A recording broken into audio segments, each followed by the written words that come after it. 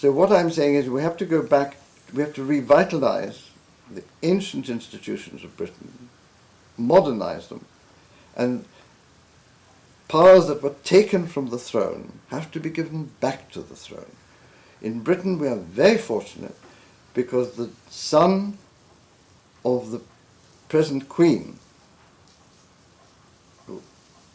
someone that everyone has to admit respectfully, does that duty that has been allotted to her. But it has no say in what happens. That son is, we know, has been intellectually and spiritually interested in Islam from his youth. He is knowledgeable about Islam. He has read about Islam.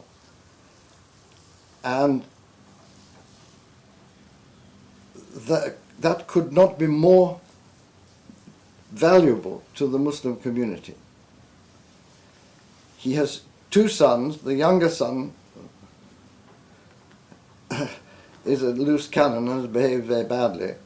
And instead of being princely and raising up the people around him to an equally princely behavior, which is the foundation of Henrician education of the dukes of England, he has gone down to their level, so he's become rather common, and indeed insulted his sovereign.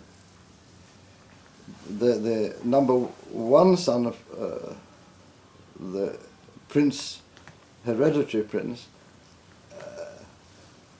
has to be very careful, because if he does what Edward VIII did and marries, if I may use the phrase, beneath him, then he'll pay the same price that Edward VIII paid. They'll chuck him out. A marriage is not something like a celebrity marriage or the bald, cancer-ridden woman marrying the criminal in full view of all the British television. That is not how a prince marries. He marries dynastically for power.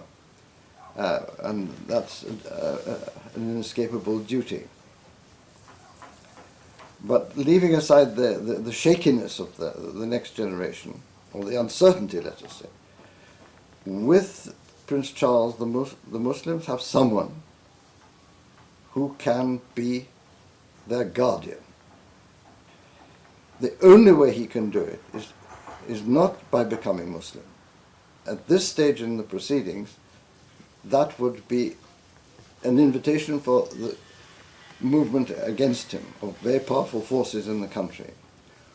What he must do is not try to be syncretic, because that is a Freemasonic action to say all religions are the same. If all religions are the same, then none of them are worth anything. And to his credit, many years ago, we know that he refused to join the Masons on being invited by the Masons to join them, and was therefore the first of the Hanoverian kings not to become a Mason. So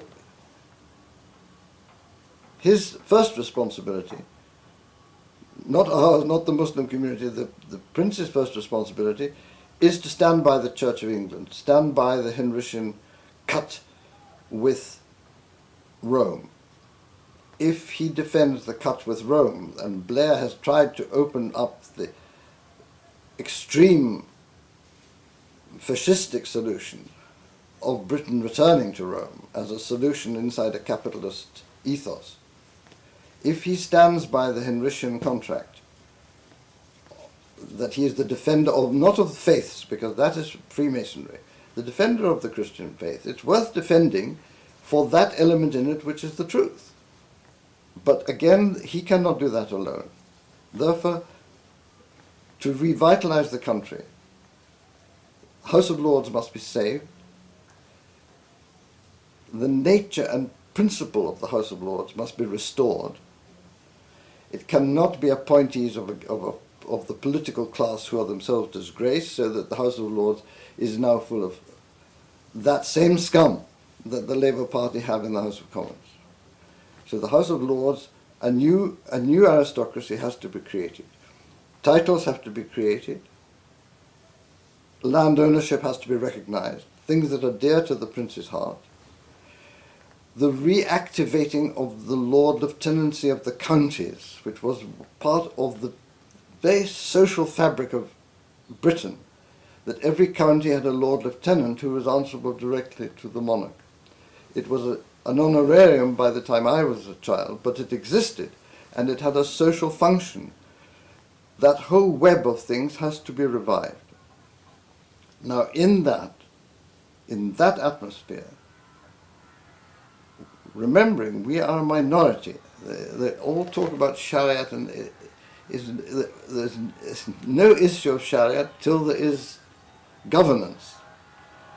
We are resident then in a Christian country, similar to the residency of the early Muslims under the Negus of Ethiopia, who was Christian and who therefore protected them with that natural compassion the Christians have for the Muslims.